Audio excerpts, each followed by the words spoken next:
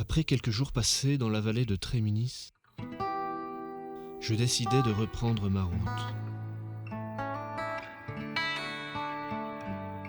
Je reviendrai peut-être ici plus tard, lorsque les neiges auront fondu et que les sentiers haut perchés du Dévoluy seront praticables.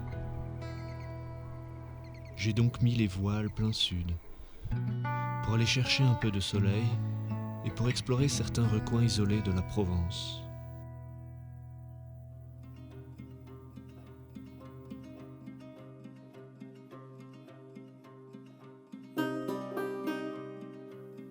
Comme toujours, j'étais à la recherche d'inconnus et d'inattendus.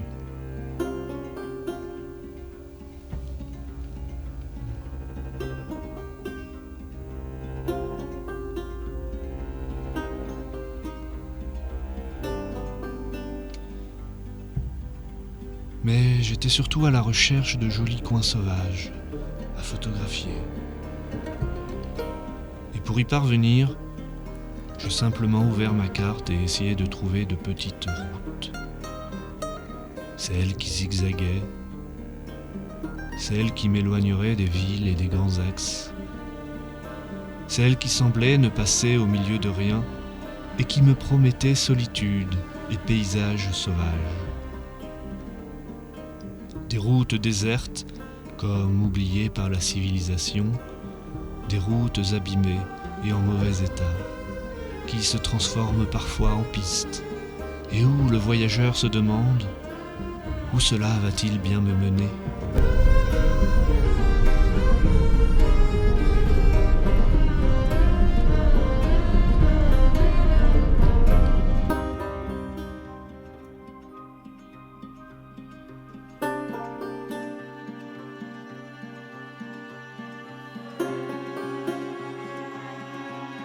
Et sur les chemins vertigineux des hautes vallées provençales, une drôle de sensation m'est parvenue. Le bruissement d'un monde inexploré, d'une nouvelle terre. Le sentiment de traverser des paysages lointains, presque inhabités. La Haute-Provence et ses contreforts alpins étaient comme un royaume oublié par-delà le vacarme du monde. Et puis un soir, après maints détours, j'arrivai en haut de la montagne de Lure.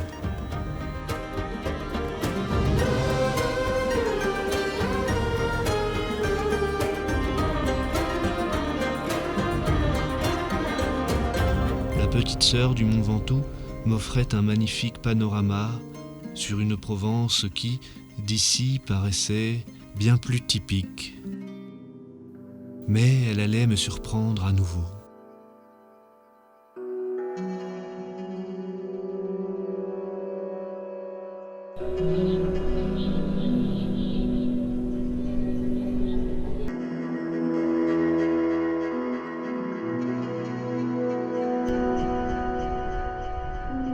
Avec des températures supérieures à 35 degrés, il n'est pas simple de vivre dans une boîte de métal mal isolée.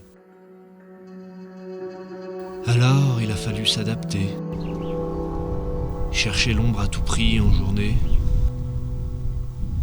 aérer en grand le soir venu. Et j'ai, de nombreuses fois, remercié le vent pour ses brises salvatrices.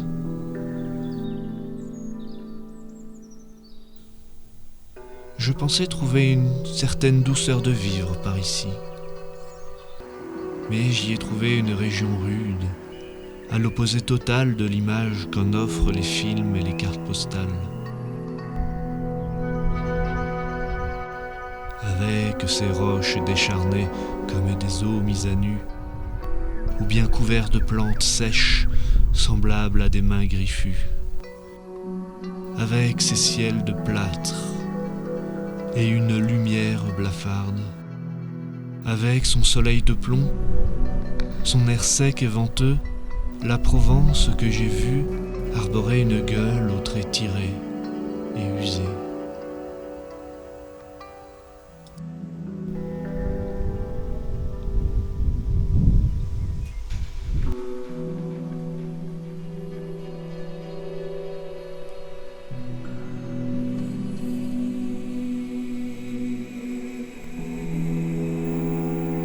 le soir venu, elle changeait complètement de visage.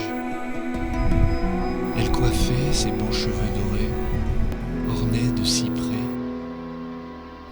Elle se parfumait d'une douce odeur de thym fleuri. Ses oliviers flamboyaient, et dans la douceur de la fin de journée, elle me souriait, chevelure au vent, drapée d'un ciel d'une pureté rare. Je distinguais deux entités que tout oppose, et elles semblaient s'affronter.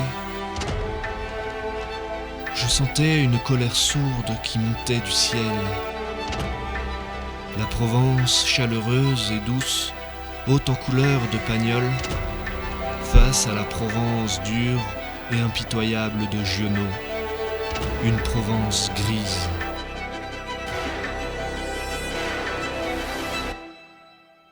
Et une fois la tension retombée, alors un visage inconnu, mélangeant calme et mélancolie, se révélait à moi.